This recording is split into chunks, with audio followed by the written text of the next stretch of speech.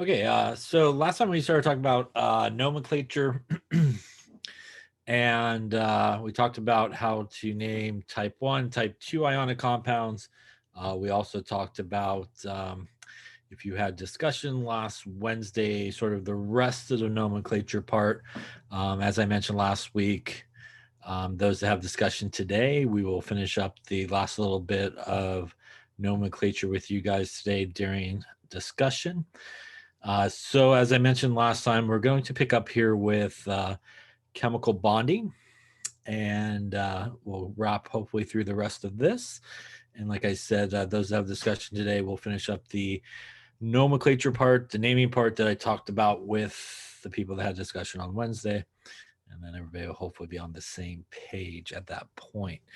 But we did start talking about last time really a couple of different types of bonding. And a reminder that, really the two sort of major categories of bonding is really an ionic bond and a covalent bond. And there is differences between those two that we talked about with naming.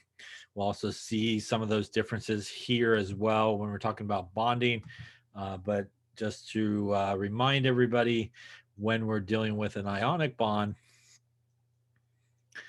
that is always between a metal and a non-metal. And the importance of that is based on those sort of periodic trends that we talked about. Our metal pretty much is something that will want to get rid of its electrons. So it's going to basically transfer its electrons over to the non-metal. The non-metal is going to pick up those electrons. And because we have a complete transfer of electrons from the metal to the non-metal, our metal ends up losing 1, 2, however many electrons, and becomes a cation, which is positively charged. The non-metal, on the other hand, picks up all those electrons, 1, 2, or however many they may be. And obviously, because he picks up the electrons, becomes negatively charged. And an important aspect of ionic bonding is this part here, that there's absolutely no sharing of electrons here. So no sharing of electrons, a 100% transfer of electrons from the cation to the anion. And what holds that together is the opposites attract. So the electrostatic attraction, that positive negative attraction between the positively charged ion and the negatively charged ion. And that is very different than covalent bonding. In covalent bonding, we are dealing with a non-metal interaction. So really two non-metals here. And two nonmetals, basically, because they also are very similar in terms of their electron configuration. I'm not electron configuration in terms of their position there on the periodic table. They essentially will share electrons. And as we'll talk about here today, they will share electrons either equally, which gives us one type of bond, covalent bond, or they may share those electrons unequally, which gives us another type of covalent bond. So covalent bond, always two nonmetals, always involving sharing of electrons, some aspect of sharing. Ionic bond, always metal nonmetal, where we have transfer of electrons. Again, no sharing of electrons happening in that particular case. So we can look at chemical bonding and use these Lewis dot symbols that we, I think, talked about in an earlier chapter there to help us basically understand what's happening in terms of bonding. And again, a reminder that our Lewis dot symbols are essentially the symbol and basically one dot for each of the valence electrons, which are involved in bonding, no more than kind of two dots per side here. And again, this allows us to really demonstrate both types of bonding, both ionic bonding and also covalent bonding. We could definitely generate sort of both of those type of things. Remember that it is only the valence electrons, which are those outermost electrons. They equal the group number, as we've talked about before, that are involved in bonding. Again, no other electrons involved in bonding. Those electrons which are closer to the nucleus, again, are sometimes referred to as core electrons, and they're not involved. So I think we saw this a little bit earlier as well. But again, a reminder of sort of a Lewis dot symbol. And again, they are sometimes referred to as an electron dot symbol. They're basically the same thing. And again, here we have that no more than 2 electrons per side. And again, here you can see group number equaling our valence electrons. So pretty much everybody here in group 1 has 1 valence electron, 2, and then coming down here, 3, 4, 5, 6, 7, 8 here. Again, I think we might also touched upon this as well. Helium is part of group 8, but helium only has a grand total of 2 electrons. So obviously it can't have 8 valence electrons. It actually only has 2 electrons total. So it can't exceed that. But when we get down to neon, obviously, as you can see there, it does have 8 electrons, and below those guys will also have obviously 8 electrons. 8 electrons, like our noble gases, are really important in bonding, as we'll talk about. Is sort of the goal of everybody, basically, to achieve that same electron configuration as those noble gases. So typically we can use these Lewis dot symbols to really help us understand certain things and help us understand the bonding that occurs with our ionic compounds and also with our covalent compounds, which is our non-metal interaction. Some of those trends that we sort of spoke about, basically things with low ionization energy tend to form positively charged ions or cations. Ionization energy, again, a reminder, is the energy required to remove an electron.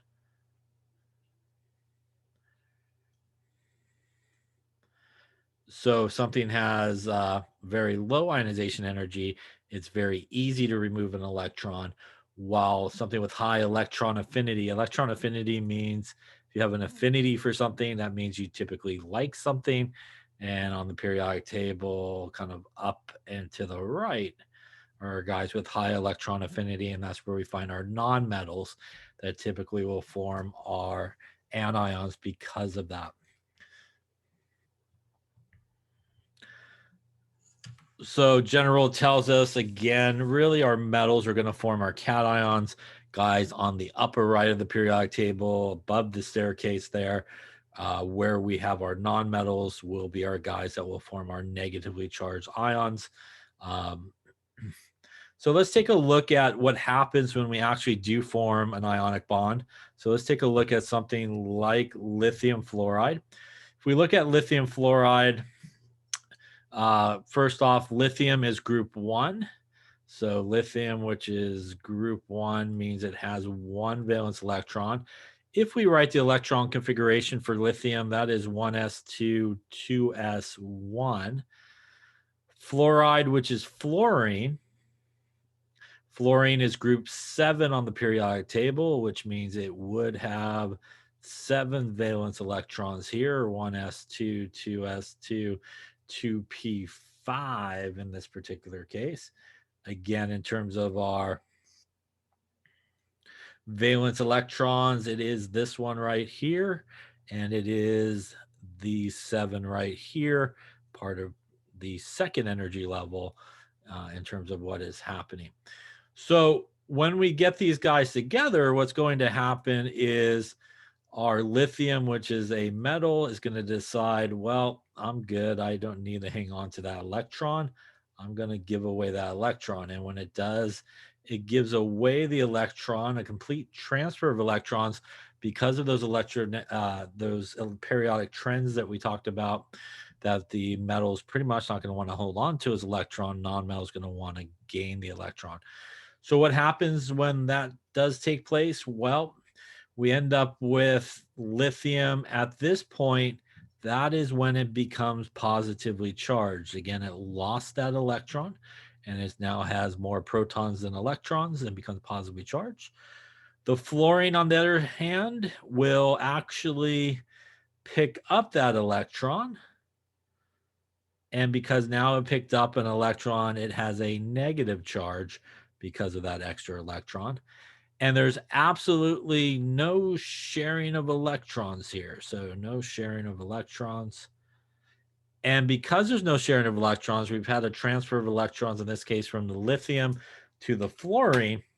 We do show the charges here. So that's why the Li has a plus charge on it. And that's why the F has a -1 charge. Again, because we have that transfer of electrons. You'll also see that typically we do put brackets around one of them or both of them to indicate that there is no sharing of electrons here.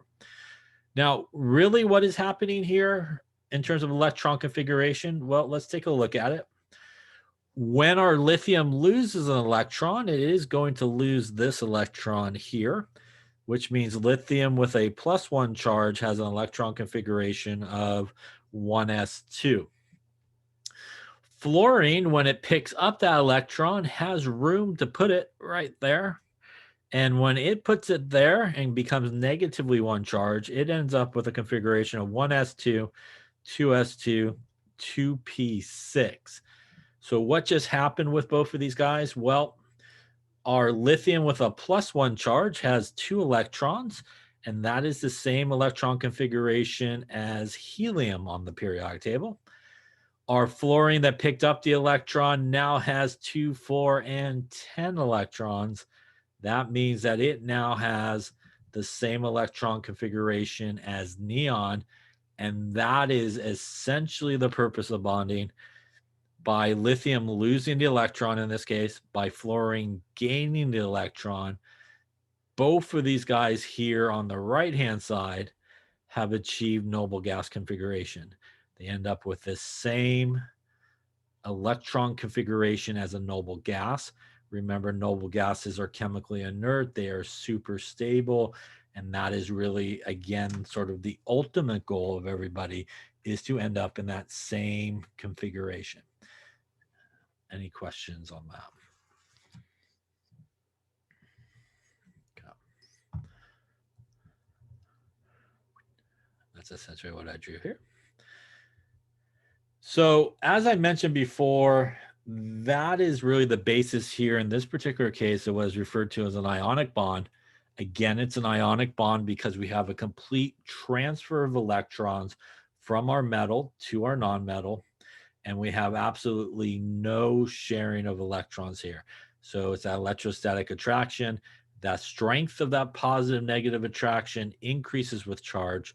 So something +1 and +1 and -1 are held together less stronger than something that's like -3 and +3 holds it together tighter. Let's take a look at another example of this, an ionic bond like calcium oxide. So calcium oxide is basically calcium and oxygen. So if we kind of follow the same approach here, calcium is group number 2, which means it's got basically 2 valence electrons. If we write the electron configuration, it is argon 4s2 plus oxide with its oxygen. Oxygen is group 6 on the periodic table there. And it has an electron configuration of 1s2, 2s2, 2p4. Again, here in terms of our valence electrons, to make sure it's on the same page.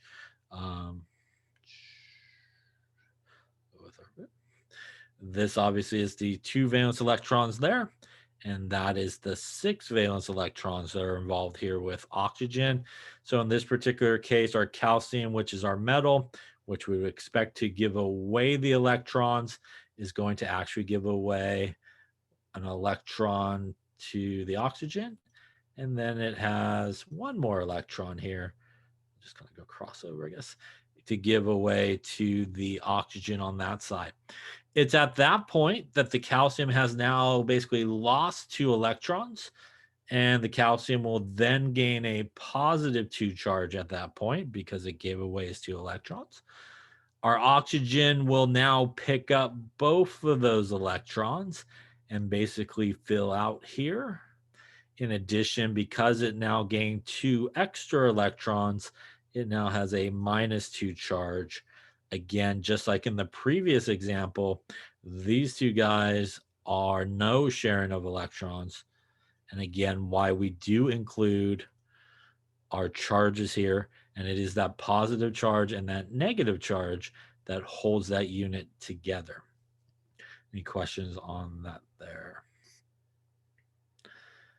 Now, in addition, just like we sort of saw previously, a similar type of thing happens here. It is these two electrons here that get lost by calcium, which moves calcium to 18 electrons, are the same electron configuration as argon. Oxygen has the room for those two electrons right about there. Those electrons will go into those orbitals, and that will then make oxygen go from 8 electrons to 10 electrons, which is the same electron configuration as neon. So again, here by calcium losing not one but 2 electrons and oxygen gaining 2 electrons, it allows both of those guys to basically achieve that noble gas configuration and be very, very stable because of it. Any questions on that there? And that is ultimately really the whole point of bonding. No matter what type of bonding you're talking about, the basic point of it is for everybody to get to those noble gases, get to that electron configuration similar to the noble gases. Any questions on that? So before we kind of move away from ionic bonding here, let's talk about maybe what would happen if we decided to mix the two examples. So let's say we took our calcium here, which again has our argon 4s2, and let's put it together with our fluorine from the first example, which has 7 valence electrons and a 1s2, 2s2, 2p5 configuration. So in this particular case, the same sort of thing is going to happen. Our calcium is going to give away an electron, and this fluorine has room for it right there. But we now run into a little bit of a problem, and that problem is when that fluorine gains that electron, it is pretty much full, which if we look at the periodic table, for example, this is potassium, which is 19. This is calcium, which is 20. And on the other row there before them is argon. So if we stopped right here, calcium essentially only lost 1 electron, which means it essentially just went back to potassium's configuration. And that clearly is not a noble gas. So calcium is not going to be happy there because ultimately it wants to lose 1 more electron to end up at argon on the periodic table. So clearly the fluorine here cannot handle any more electrons. So in this particular case, what that means is we need not just 1 fluorine, but we would actually need 2 fluorines.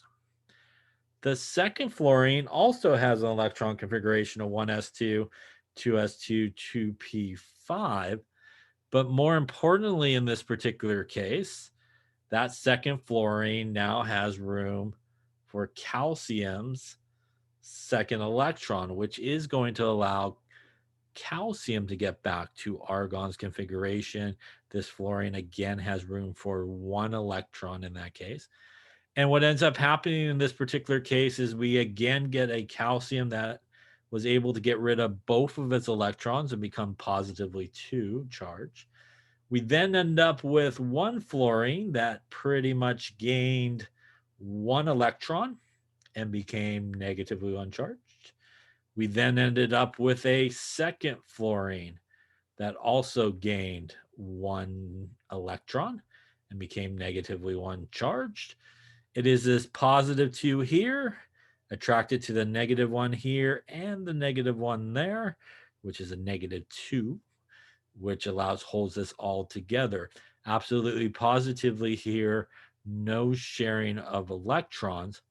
But what does it mean for everybody that's involved? Well, our calcium here ends up with argon's configuration.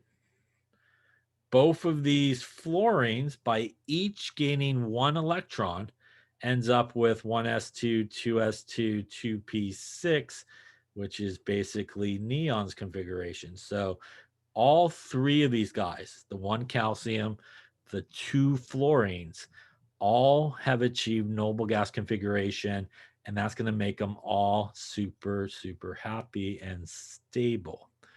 Any questions on that? That is the real reason, if you remember when we were talking about naming the other day, that when we talk about taking a calcium that has a +2 and putting it together with a fluoride that has a -1, we want to make sure it equals 0, the charge, which is why when we write the formula for that guy, it is CaF2, because in that configuration, the simplest way to do that without one calcium has achieved noble gas configuration. With the two fluorides, they both achieve noble gas configuration. And that is really why when we talked about naming and doing formulas for ionic compounds, when we put them together in the simplest way that gets us to 0 in terms of the charge, what we are essentially doing is allowing each of the elements in that compound to reach noble gas configuration. And that's really why the formulas are like they are. And that's why, again, we would write CaF2 in this case. And that allows all three of these guys to reach that noble gas configuration. Any questions on ionic bonding or how to show bonding using Lewis dot symbols here with ionic bonds? Yes, Professor. Yeah. So, the way that you have it written, so it's the calcium with the Oh, sorry. You can unmute yourself. I think I hit the wrong button. Sorry. Sorry about that. it's okay. So it's the calcium with the two fluorine, right? So would that be a calcium difluoride if we're naming it, It or wouldn't be. So I think we got through group 2 with everybody, but this is actually a type 1 compound in terms of the name, and that's because calcium is group number 2, which means it only forms a +2 charge. So when those are type 1 guys, we just use the whole name of the metal, which would be calcium. And remember, when we're doing ionic compounds, we don't do any prefixes with these guys. So they're just named with that IDE at the end of it.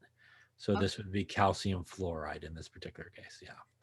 So in ionic compounds, even if there's like a 42 or something there at the back end, you would just name it as the anion. There's no prefixes used at all. Okay, thank you. You're welcome. Other questions?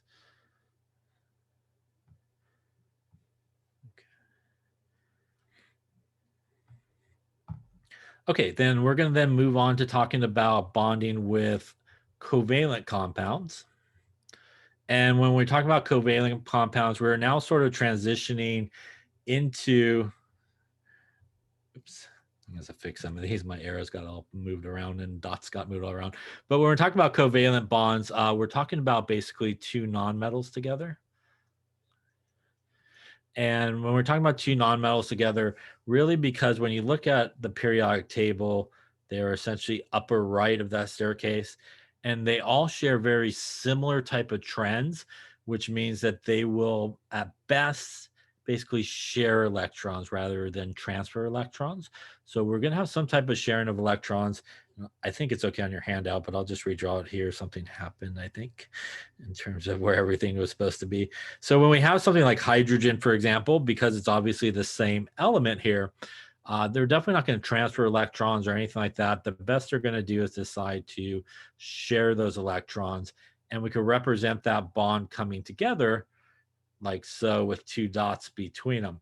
Now, when we look at something like hydrogen, what we're looking at here is those two dots in the middle, which are being shared by the hydrogen, counts for the hydrogen on the left, which means he ended up with two electrons. And those same two electrons there count for the hydrogen on the right, which means it also got to two electrons. And this is what is referred to basically as a covalent bond, sharing of electrons. We could also represent this with a line. One line represents two dots or a single bond, electrons being shared. 2 lines, as we'll see, represents a double bond, which is the sharing of 4 total electrons, or 2 pairs. And 3 lines represents a triple bond, which is the sharing of 6 electrons, or 3 pairs of electrons. So this is a covalent bond where we're sharing electrons. You can kind of imagine kind of like a like the nucleus is here and the nucleus perhaps is here. So those guys which are electrons, they're going to be attracted to this nucleus. They're also going to be attracted to that nucleus on the other side. And essentially what it does is it kind of pulls it back and forth, but kind of locks everybody into place, as they can't really escape each other, as one's attracted to one nucleus while the other is attracted to the other nucleus in that particular case. Any questions on that there? Why is 2 important? Well, if we look at the periodic table, and something to keep in mind, that is hydrogen, which is number 1. Right after that is helium, which is number 2, which means in order for hydrogen to become stable and like a noble gas, it only needs to get to helium. So it only needs to go forward to helium, and that is why hydrogen, important to remember, so we'll say it a number of times, only 2 electrons. Pretty much everybody else is going to want 8. Hydrogen should never, ever, ever have more than 2 electrons. Otherwise, it is definitely wrong.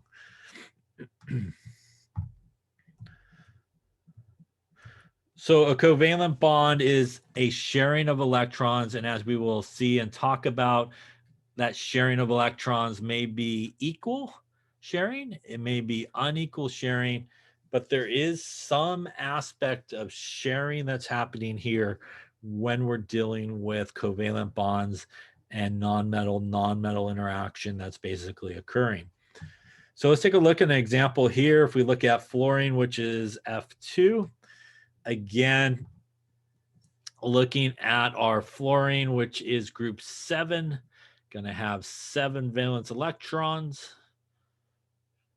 Also going to have that same configuration we talked about earlier, 1s2, 2s2, 2p5.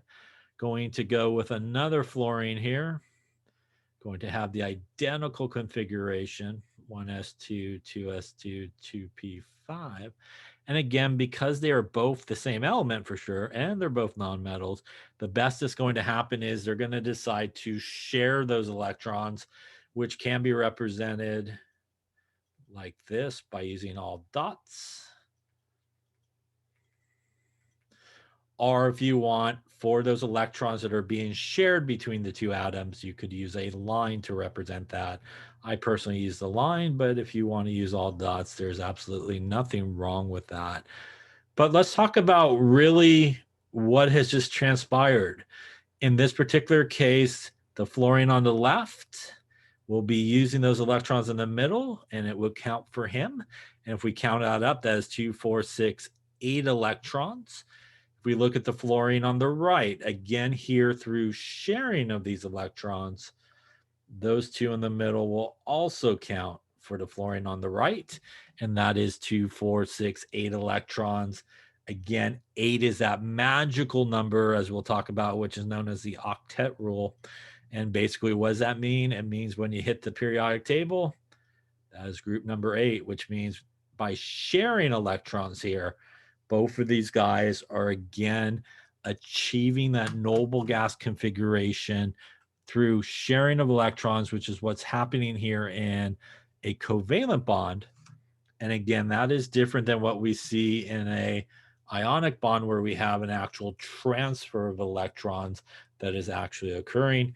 Here, non-metal sharing the electrons, again, allowing everybody to get to basically that same electron configuration as the noble gases.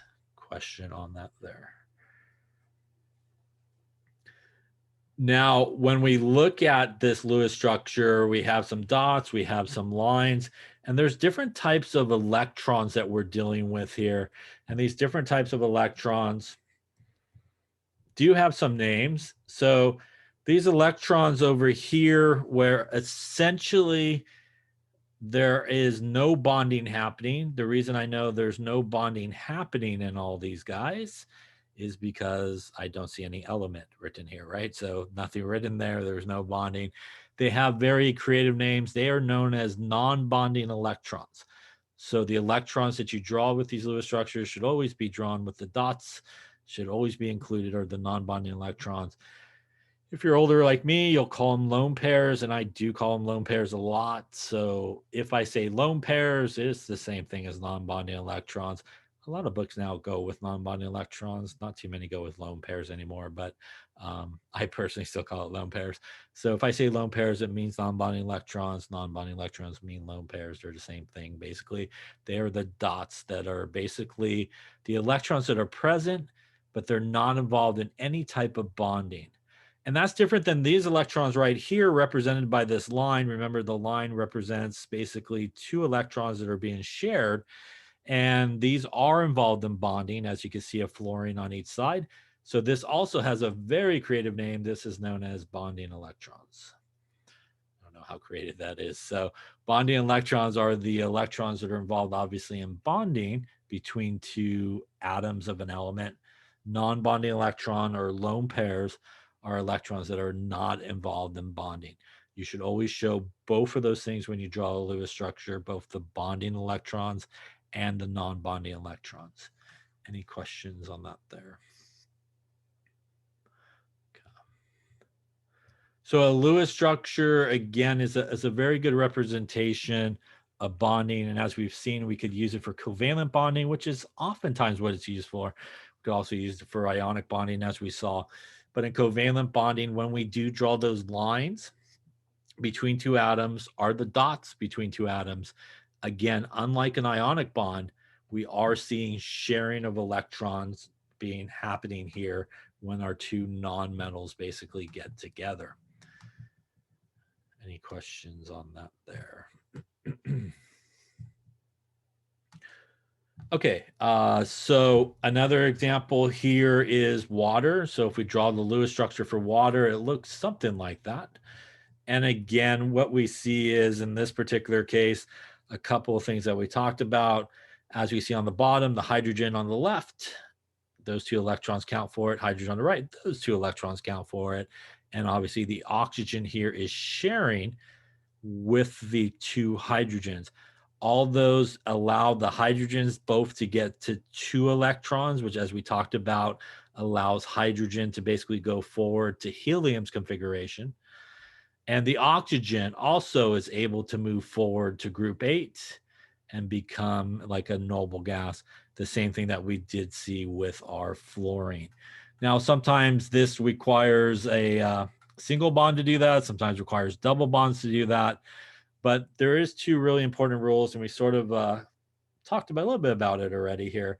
But officially here, the two really important rules is what is referred to as the Octet Rule. And the Octet Rule, much like we've been talking about, and octet basically means is 8. It pretty much means that everybody will continue to make bonds until they pretty much have 8 valence electrons around it. The one exception, and the one that you should always worry about, is hydrogen. Hydrogen, again, follows that duet rule, which means hydrogen should only have 2 electrons, never, ever more than 2 electrons, which means when you're drawing hydrogen, it pretty much should look like that. Or if you're using dots instead of the line for bonding, it should look like that. You should never draw hydrogen like this because that is definitely wrong. You should never double bond hydrogen, triple bond hydrogen, or any of those things. You could just cross it out yourself because it is going to be definitely wrong. Again, the easy way to remember that is just look at the periodic table.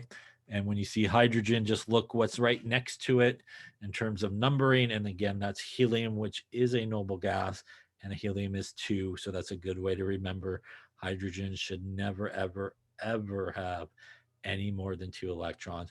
That also means that when you're drawing these Lewis structures, you should never put hydrogen in the middle, because if hydrogen's in the middle, it's going to end up with too many bonds as well, or too many electrons. So hydrogen should always be on the outside. It pretty much should only have one bond going into it, either represented by one line or two dots. Everybody else, for our purposes here in this class, pretty much needs 8. And we'll never go over 8. We'll never not obey the octet rule in this class. Everything will obey the octet rule in this particular class. So how do we get to that 8? Well, as I mentioned earlier, sometimes it just requires a single bond to do that, as we can see here with our fluorine that we saw earlier. Sometimes, you know what, you just can't get to 8 for everybody with a single bond. So sometimes it requires a double bond. So as I mentioned before, a double bond or a single bond is represented by one line or two dots. Again, 2 lines represents 4 dots or 2 pairs of electrons. And again, we see here CO2. By sharing electrons, the oxygen here ends up with 8 electrons. The oxygen on the other side ends up with 8 electrons. And by making a double bond on both sides, the carbon actually ends up with 8 electrons. And in this case, it is needed for us to get to 8 valence electrons to make double bonds. Sometimes it requires even more than double bonds. Sometimes it requires triple bonds for somebody to get to sort of that octet rule. As the case with nitrogen, it actually requires a triple bond, which is the sharing of 6 electrons or 3 pairs of electrons. And if we look at the nitrogen on the right with those 6 in the middle plus the 2 on the outside, that's 8. Nitrogen on the left, 6 in the middle, 2 on the outside gives us 8. Our double bond, or sorry, our carbon here on the bottom, guys, actually has a triple bond by sharing the 6 in the middle and the 2 on the outside. That gives us 8 for each of the carbons that are present. But what we see here is what we talked about. If we look at the hydrogen, though, hydrogen only is, again, 2 here. And that's exactly all hydrogen should be in this particular case. Any questions on that? So we are going to talk about the steps to draw Lewis structures correctly. And I will just say this here, and I'll probably say it there when we get there. But you usually don't want to kind of double bond or triple bond right out of the box. And sometimes people want to do that. They want to just like, I'm just going to start laying up some double bonds, some triple bonds, a whole bunch of lines. It just makes the picture look prettier. And that's not usually a very good situation to do that in. As we'll talk about, usually we kind of go for double bonds or triple bonds in order to fix something. And the thing we're trying to fix is somebody has not met the octet rule. So double bonds could help it meet it. Sometimes triple bonds are necessary to help it actually meet it. So again, keep that in mind as we get to the Lewis structures that, you know, it's a very common thing. People always want to kind of just jump right out of the gate and start double bonding and triple bonding. And that's not a good situation, or what usually leads to a very good structure in that case. So since we're talking about nonmetal and sharing electrons here, how do we know how the electrons are really going to be shared? Are they going to be shared equally? Are they going to be shared unequally? And as we'll talk about here, it really is electronegativity that helps us determine how those electrons are going to be shared. And the general trend, and we'll talk about it, I think we might have talked about it with the periodic trends in the previous chapter, but electronegativity increases this way on the periodic table, decreases this way, and really fluorine is the most electronegative atom. And what is electronegativity, as we will see, and I think we might have talked about, but just in case we didn't, we will again. But it basically is the ability of an atom to bring electrons towards itself. So if you have very high electronegativity, what that really means is you like electrons. And not only do you like electrons, when electrons get near you, you pretty much want to pick them up and kind of bring them towards yourself. So that is sort of the overwhelmingly thing that we look at in terms of whether or not these electrons are going to be shared equally or unequally. So let's take the case of what we've been talking about previously, which is the F2. And when we look at F2, we can see that the electrons will really be shared pretty equally. So if we look at something like F2, like we had before, or F like this. Again, thinking about sort of the electrons that are in the middle, the electrons in the middle are going to be attracted to this fluorine. Let's try that again here. Yeah, there.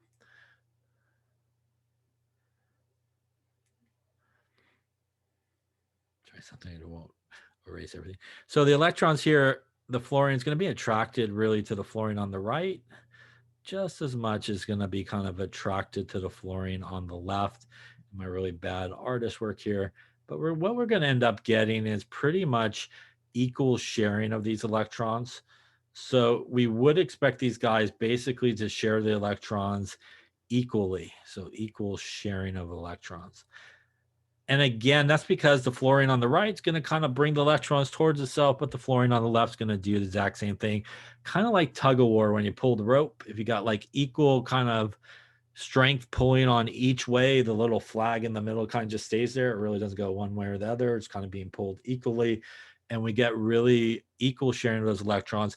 Same thing would obviously happen with our hydrogen. Again, the electrons would be pulled to the hydrogen on the right, and electrons would also be pulled to the hydrogen on the left. Again, fairly equally here in this case. And when we do get equal sharing of electrons, this creates what is sometimes referred to as a nonpolar covalent bond, or for a lack of shortened words, most people just call it a nonpolar bond. So a nonpolar bond is the same as a nonpolar covalent bond. It is when we result in equal sharing of electrons. What that means is the electrons are pretty much staying equally away from each of those guys, and it creates almost something that kind of has no charge in that sense, because those electrons are really being shared nice and equally. But what would happen if we actually took one of each of these guys, if we took a hydrogen and put it together with a fluorine in that particular case? What ends up happening in terms of how those electrons are now going to be shared? So if we do that and we put our hydrogen together with our fluorine,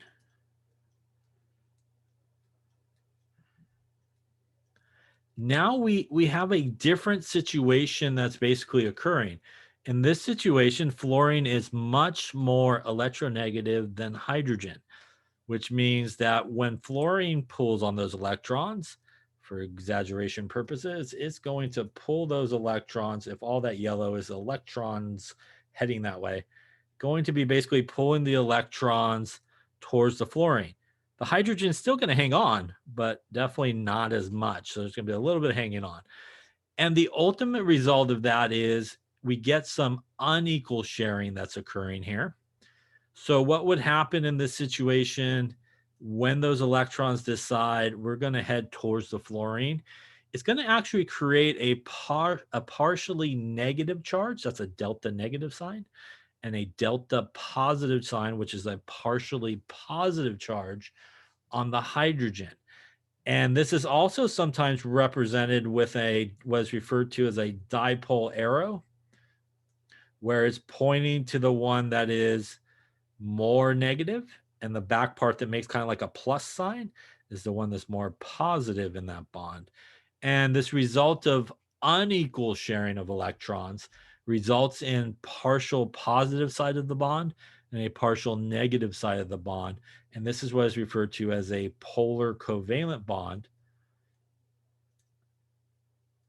or just a polar bond, it's referred to. And again, that's basically representing unequal sharing of electrons. Yeah, so it's pulling towards the fluorine because the fluorine is more electronegative. So electronegativity is the ability of an atom basically to kind of draw electrons towards itself. And when we look at electronegativity on the periodic table, it increases this way. and it decreases coming down this way. And actually, fluorine is the most electronegative atom you could have. So when fluorine hooks up with anybody, for the most part, other than another fluorine, for example, it pretty much is going to kind of, if you think about the tug of war example with the rope, it's going to kind of pull on that rope a lot harder or stronger than anybody else is bound to. And what that's going to do is just going to drag those electrons towards its side. Now, it's important to remember that these electrons are still being shared. So even though that fluorine is pulling all those electrons towards itself, it's not pulling so much that the electrons have completely transferred.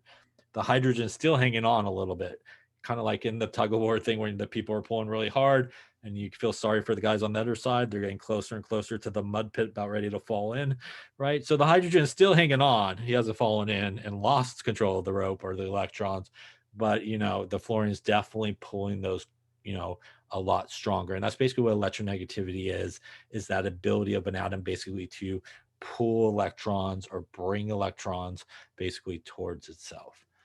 Other questions?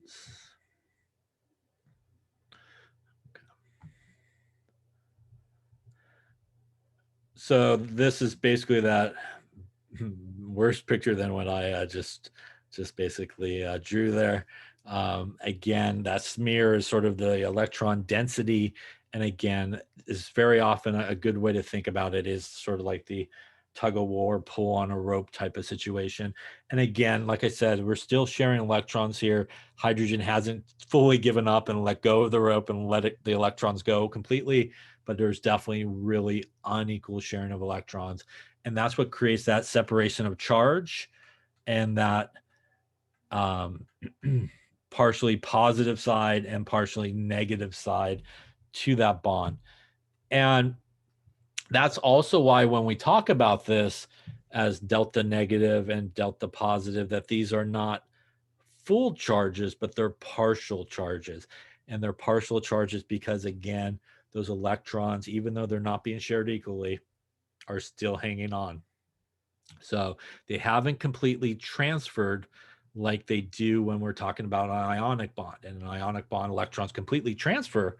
And that's why something becomes fully positive and something becomes fully negative. But here in a covalent bond, we don't get that complete transfer. So we get partially positive and partially negative charges when we have this unequal sharing of electrons. So if you think about sort of what we've been talking about, there's sort of three types of bonding. On one end of the extreme, we have ionic bonding. And that again is between our metal and non-metal. And as I just mentioned, in this situation, we're going to get that transfer of electrons. That's going to create that positive cation that's attracted to the negative anion. And we're going to get, again, no sharing of electrons, just that electrostatic attraction. So something like sodium chloride. On the other end of the extreme, we have a nonpolar covalent bond and are just a nonpolar bond. This is between two nonmetals. And here we have equal sharing of electrons, like our F2 that we talked about earlier. And then sort of in the middle, we have a polar covalent bond, or just a polar bond. And in a polar bond, also going to be two nonmetals, also going to be sharing of electrons, but it's going to be unequal sharing of electrons. And again, because it's that unequal sharing of electrons, we get that partially negative charge on one side, partially positive charge on the other side. So one end of the extreme, a complete transfer of electrons. Other end of the extreme, perfect sharing of electrons. In the middle, not perfect sharing of electrons, but not so unperfect sharing of electrons that they have completely transferred like we have an ionic bond. So sort of in between there. Any questions on the difference between any of those things? Okay. So as I mentioned before, electronegativity really is that thing that helps us determine how these electrons are going to be shared. And as I talked about earlier, electronegativity again is really the ability of an atom to bring electrons towards itself. And as I talked about just a second ago, a little extra there, it increases as we go up and to the right, where we have our nonmetals on the periodic table, again, fluorine being the most, and decreases left and down. So fluorine, if you just think about its location on the periodic table, up and to the right, very high electronegativity, and it has actually a very high ionization energy as well. Doesn't like to get rid of its electrons. And sodium on the other side of the periodic table, we have a low electronegativity and a low ionization energy. So all those things mean sodium was willing to give away its electrons. All these things mean that fluorine wants to hang on to its electrons. So how do we actually determine, if we have these two things or these two guys that come together, how do we determine if we actually have a ionic bond, a polar bond, or a non-polar bond? We could use the scale devised by a guy named Pauling, where it runs from 0 to 4. 4 is the most electronegative, 0 being not so much electronegative, pretty less or no electronegativity. So we could do what is sometimes referred to as the change in the electronegativity value, which basically means we subtract the two values. And if you subtract the two values and you have a value from 0 to 0.4 in terms of the difference, that means it is some type of nonpolar bond, nonpolar covalent bond. If you got something that's above 0.4 to below 2, that is going to give you something that is a polar bond or a polar covalent bond. And typically speaking, if you are above 2 when you do that difference, that usually will result in an ionic bond. So this is the general sort of breakup here to help you determine what type of bond you would expect. Truth be told, this one you really don't have to worry about, because if you could recognize it as a metal and non-metal, you already know that it should be an ionic bond. You don't even need the electronegativity values to actually determine that. You could actually determine it just by that fact. But the other two, the nonpolar and polar, can be used. Here's a table. I think this one is from your book. And again, you can see fluorine going up and to the right, most electronegative there with 4, left and down, not so much. So if we look at the ones that we talked about before, we had our sodium chloride. We had, right, we also had our HF, and we also had our F2, right? So to show you how this works, if we go to periodic table, we look at sodium, or this electronegativity table, we see sodium has a value of 0.9. We look at chlorine, we see it has a value of 3. So we would do the change in electronegativity, which would be 3 minus 0.9. That is going to give you a difference of 2.1. That difference is above 2, which means we would expect this to be an ionic bond, which we know it is. Again, you would not really need it because sodium is a metal, chlorine is a non-metal, so you automatically know it's going to be really a polar bond. I'm sorry, an ionic bond in this case, not polar, ionic. If we go to the other end of the extreme, if we look up the value for electronegativity for fluorine is 4, the value for the other fluorine would be 4.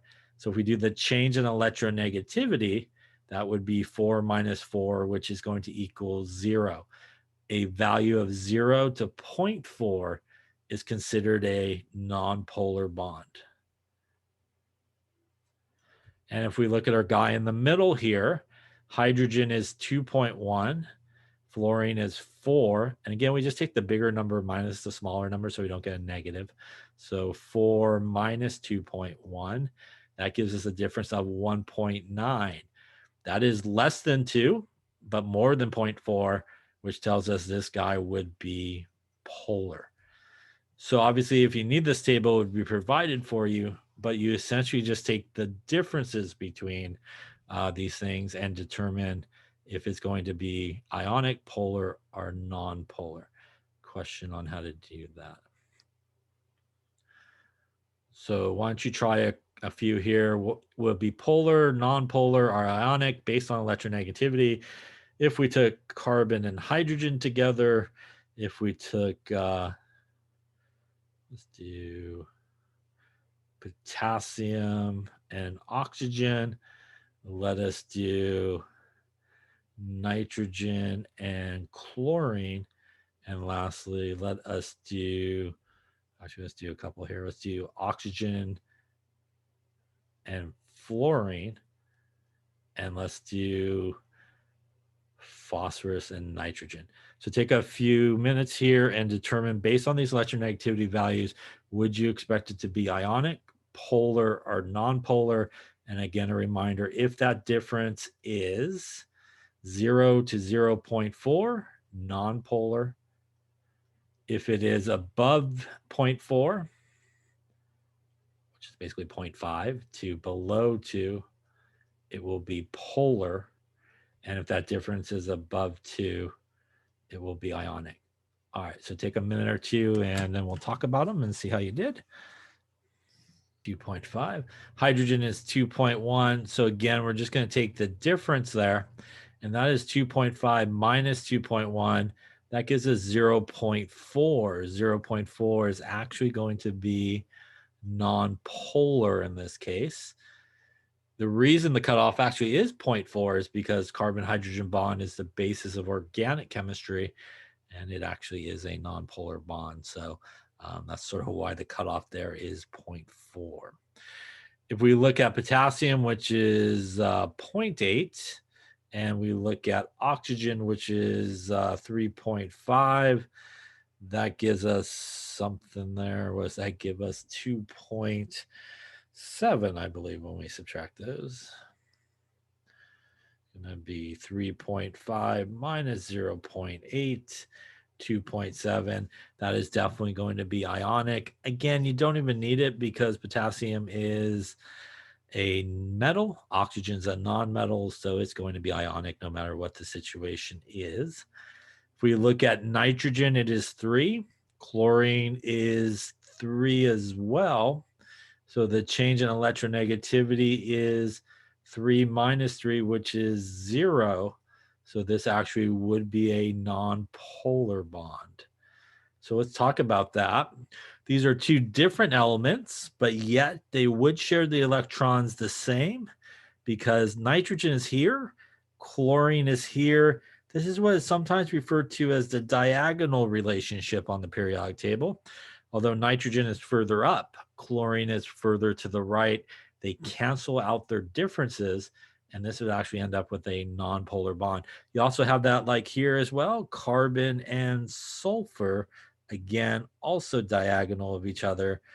So there's a number of sort of those diagonal relationships that occur with electronegativity, where one may be further up, but the other one is further to the right, and they do cancel out their differences. So for sure, if you're dealing with something that is the same element, always going to be nonpolar. If it's two different elements, probably 95% of the time, it probably will be polar, but there could be a chance, just like we see here with nitrogen and chlorine, that it actually will yield you a non-polar relationship. Oxygen and fluorine. Oxygen is 3.5. Fluorine is 4. So the difference is going to be 4 minus 3.5. That's going to give us 0.5. 0.5 is above 0.4. So this would be a polar bond. And lastly, phosphorus and nitrogen. Phosphorus is 2.1. Nitrogen is 3. So the change in electronegativity is 3 minus 2.1. That's 0.9. That is above 0.4, and that would make this a polar bond. Any questions on those there, or how to use electronegativity to determine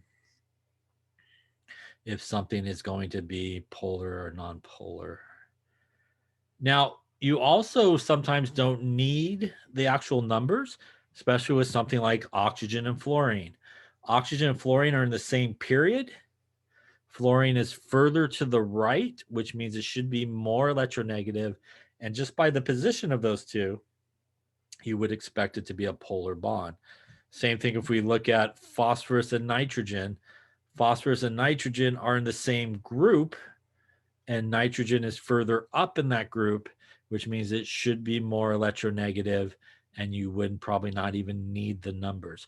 So sometimes you don't necessarily need the numbers. You could use the general trend, especially if what you are comparing are two things in the same group, are two things in the same period. You pretty much don't even need the numbers. You could pretty much figure it out without them. Any questions on electronegativity? Again, if you need the numbers, they would obviously be provided for you. Any questions on that? Okay. So let us then continue here. A couple other electronegativity charts. We sort of talked about this again. If we get things that are widely different in electronegativity, we typically will get that ionic bond where electrons will be transferred. That's why when we look at metals, which are on the left-hand side of the periodic table, non-metals, which are on the upper right of the periodic table, they have very different electronegativity. So that's why we get a transfer of electrons that typically occur. Things with similar electronegativities, like when we get covalent bonding between non-metal and non-metal, which are all in the same area on the periodic table, we end up getting some type of sharing of electrons that are occurring as they both pretty much want to hang on to their electrons. And that's sort of what we talked about, the differences there. So now that we did that, let's talk about how to properly draw Lewis structures for covalent compounds. And if you follow these rules we're going to talk about here, you should probably end up with the correct structure every time. If you try to do it in piecework, and I'll kind of talk about that as we go through it, you probably will end up with the wrong structure, too many bonds and stuff like that. So sometimes people try to draw all the individual Lewis dot symbols and try to figure out where all the electrons go, and you usually end up with a pretty crappy structure when you do it that way. You want to kind of follow these rules, and it usually, like I said, will lead you to pretty much the right structure for our purposes when you're drawing them. So the first thing you want to kind of figure out is what is the logical arrangement of all the atoms and how they come together. Um, if you have like one element and three atoms of another element, usually the one element's in the center, everything else is attached to it. In general, the one that goes in the center is the least electronegative atom. So usually we want to put the guy that is the least electronegative atom in the center. Hydrogen will never find itself in the center because it'll end up with too many bonds. And fluorine, which is the most electronegative, will never find itself in the center because it is the most, so it should never be in the center. Once you have sort of the logical arrangement, the next super important thing is number two. You want to count up the total number of valence electrons in the entire molecule or ion. If something has a charge, you need to adjust the electron count. So if something has a positive charge, it means it lost electrons, so you need to take those off. If something has a negative charge, it means it gained electrons, so you need to add those in. That number is really important because when you are done with your picture, you got to have exactly to that number, not one electron more, not one electron less. You got to hit it exactly on that number. Now, once you got the arrangement, once you know how many electrons you need to distribute, the first thing you want to do is essentially make one single bond from the center atom to each of the outside atoms. And again, you can use lines to do this. I would use lines, but you could use dots if you want as well. Once you do that, you will have used a certain number of electrons up. The rest of the electrons go in pairs on the outside atoms until the outside atoms have 8 electrons or 2 electrons if they're hydrogen. Once you filled up all the outside atoms, and if you still have electrons left, then they go to the center guy with dots. At that point, you hopefully have distributed all of your electrons, and you want to make sure that everybody has met the octet rule. If somebody does not meet the octet rule, it's at that point you should double bond and you should triple bond. So as I mentioned earlier, you do not want to double bond or triple bond right out of the box. You want to save that to sort of fix an issue. All right, so that's a lot of words. Let's go through one here together to show you the proper steps of how you would draw this. So if we were going to draw NF3, we want to start with how many valence electrons. So nitrogen is group 5, which means it has 5 valence electrons. There's 3 fluorines, each is group 7, which means it has 7 valence electrons. That is 21 and 5, which is 26 valence electrons. That number is really important because that is the grand total of what we should have happening in terms of our picture. So if we think about a logical arrangement, nitrogen would go in the middle. It is the least electronegative. Also, we have 3 fluorines, which makes sense. It goes on the outside. You could absolutely, if you wanted to, put the fluorine on the bottom, up on top. I just chose to put it on the bottom, but it doesn't really matter. Once we have the logical arrangement, once we have the total number of electrons, we're simply just going to make one single bond from the center guy to each of the outside atoms. Remember that each line represents 2 electrons, which means I have now used 2, 4, and 6 electrons. That means I have 20 electrons to go. They go on the outside ones in pairs until we fill up all the outside ones. So that is 2, that would be 4, that would be 6. That guy is filled. That would be 8, that would be 10, that would be 12, that is filled. 14, 16, and 18, that guy is filled. I have now completely filled everybody on the outside. There's a grand total of, I just used 18 more electrons. That's a grand total of 2 electrons still to go. Those then would go on the center atom in pairs. So that's a grand total of 26 electrons I have placed on this picture. The last thing that you want to do is make sure everybody has 8.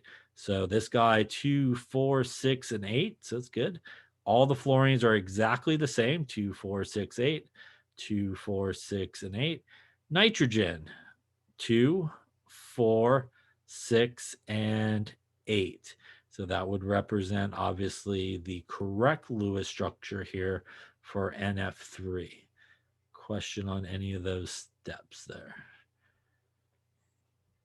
So again, let's take a look at one here as well. I think this might be one that's down the road on your handout. Let's take a look at CO3 2 minus. Again, if we were to do this guy, carbon has 4 valence electrons. There are 3 oxygens, each at group 6. Now we have a -2. So remember that something with a minus charge means that it gained electrons. How many electrons did it gain? It gained 2 electrons, which is what the charge is. That gives us 18, 20, 24 valence electrons in this particular case. Logical arrangement would be carbon, which is the least electronegative. Oxygens would go on the outside. We would again do our 1, 2, 3 single bonds that has again used 6 valence electrons. That's a lot of math there. Was that 18 more to go, I think. So those 18 again go on the outside in pairs until we get 8 around everybody because there's no hydrogens here. So that's 2, 4, 6, 8, 10, 12, 14, 16, and 18. At this point, I have now placed all 24 electrons. So what I want to make sure is, has everybody met the octet rule? Well, if you look at the oxygen, you will see on any of the oxygens that you choose, there is 2, 4, 6, 8 electrons around each of those oxygens.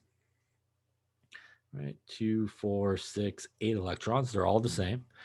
The problem, though, is carbon. Carbon has 2, 4, and 6 electrons. It is short. It does not meet the octet rule, which means it is not happy in that situation. So how do we fix it? We need to get carbon to really 8 electrons. So clearly we can just do this. I'm sure we could just go, well, I need 8 electrons. Let me just put 2 here. The problem with that though is now my grand total is not 24 electrons. It is now 26 electrons. And that would be incorrect. So we cannot just add electrons. So this is the point where when we do not meet the octet rule, the first thing we want to try to do is make a double bond, for example. We could actually make the double bond at any of these oxygens. It doesn't really matter. Can I just draw my double bond in there? And the answer hopefully is no, you cannot do that either, because if you did that, you now have 26 electrons again. So when we go to sort of fix it by making a double bond, what we're going to do is essentially take a pair of electrons and we're going to bring those electrons in to make that double bond. And when I do that, what I end up with is a double bonded oxygen up on top, our single bonded oxygens on the right and left. We also would put a little bracket around it because it has a charge and put the charge on the outside. But more importantly, when we look at this structure, oxygen that's double bonded up on top has 2, 4, 6, 8 electrons. Oxygen on the left has 2, 4, 6, 8 electrons. Oxygen on the right, which is single bonded, also has 2, 4, 6, 8 electrons. And now the carbon in the middle has 2, 4, 6, 8 electrons. Everybody has met the octet rule, and we still have a grand total of 24 electrons. Question on that move there. Now, you absolutely could have.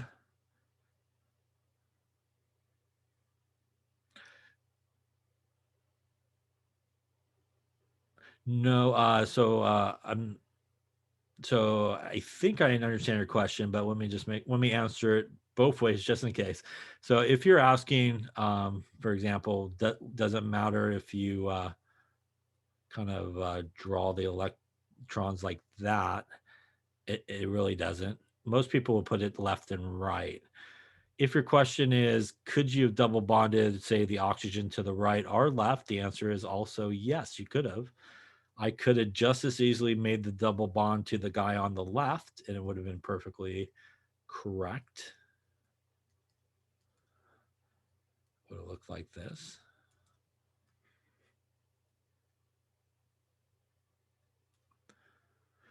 Or I could have actually double bonded the oxygen on the right-hand side, which would have looked like this.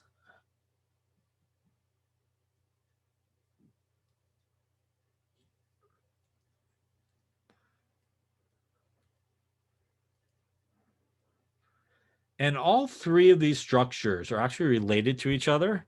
These are what are known as resonance structures. And resonance structures basically occur when you have, just like we do here, the option of where to put that double bond. We could have double bonded to the left, could have double bonded to the right. You don't have to draw all the resonance structures unless you're asked to do so, which you won't be in this class, but you could have drawn any one of those three and that would have been sufficient. The reason for that is those double bond electrons, or what are referred to as being delocalized, they're essentially moving around, which means at any given point, they may be over here, they may be over here, or they may be at this oxygen.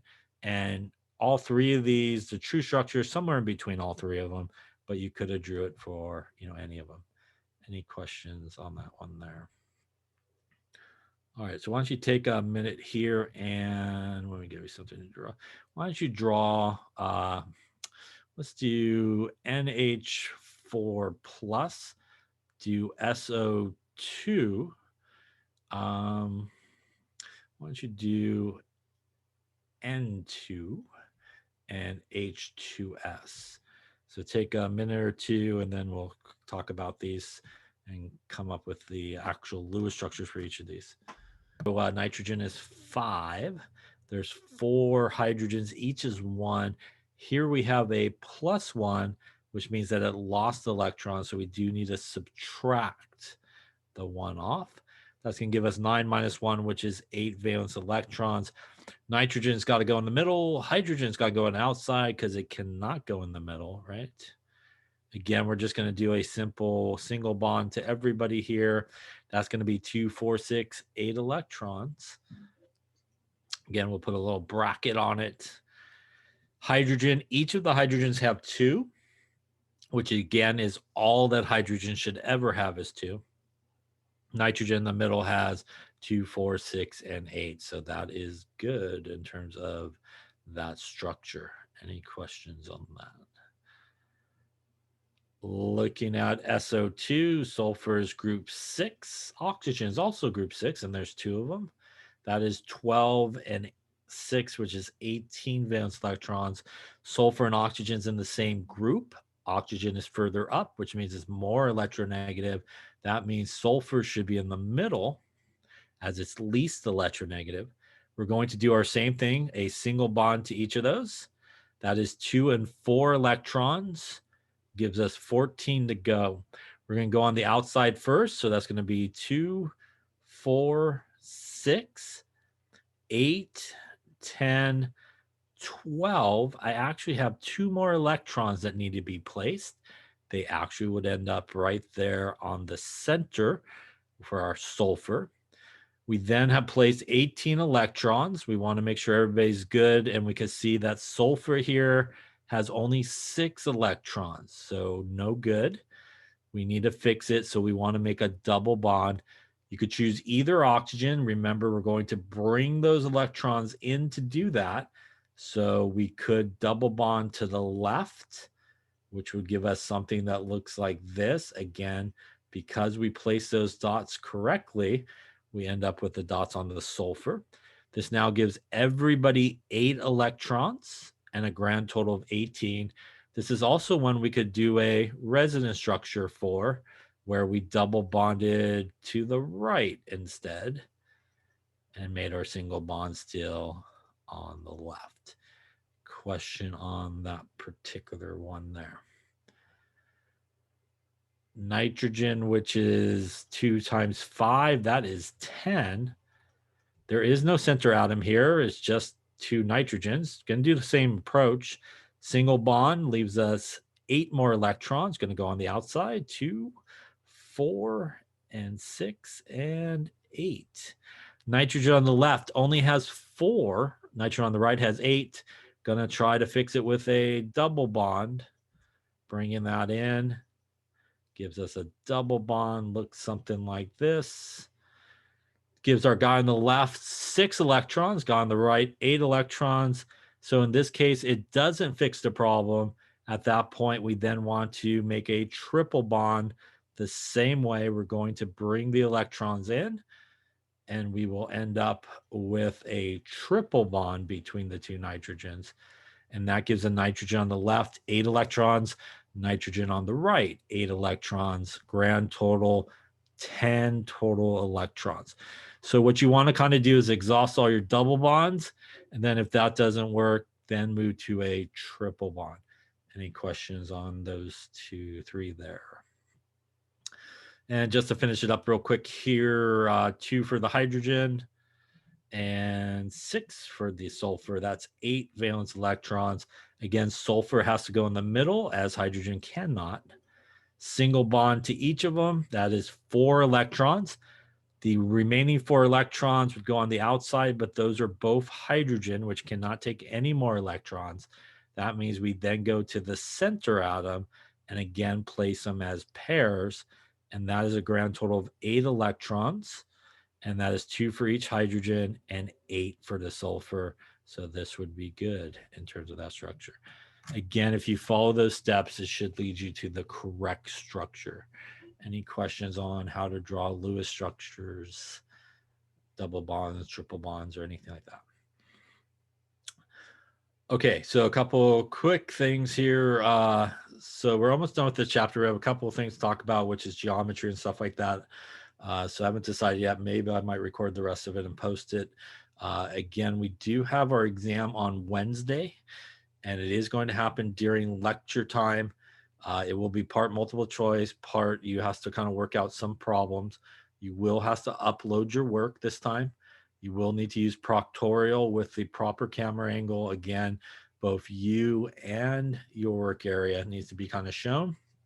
So if you need to sit to the left of your computer or whatever it may be, make sure that you have that.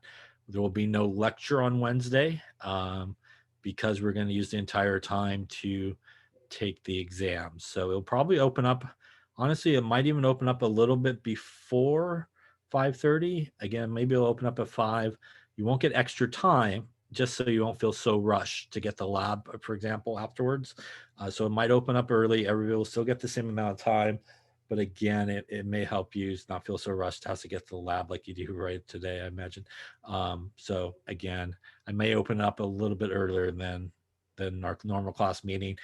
If you can't do it a little bit earlier, it's not a big deal. If you start at 5:30, whenever our class starts, you will still have the same amount of time as if you started at 5. You don't get extra time or anything like that. So if you still can't make it to class until class starts at 5:30, you'll get the same amount of time as anybody else. And that's sort of how it'll work. Any questions on that? Well, But would there be a lab and discussion still? I believe there should be lab and there probably should be discussion as well. Yeah. So definitely there'll be lab. And there should be discussion as well afterwards. So that's why I said I'll try to maybe open up maybe a little bit earlier. That way you won't feel so rushed to upload your stuff and get to wherever you need to get to next and stuff like that. But again, don't worry if you can't start early, you'll still have the same amount of time anybody else would get if you start exactly at 5:35. If you start any later than 5:35, then if you run out of time, the computer will cut you off. So you won't get extra time. So make sure you do start right around when it opens or, latest, when our class officially starts.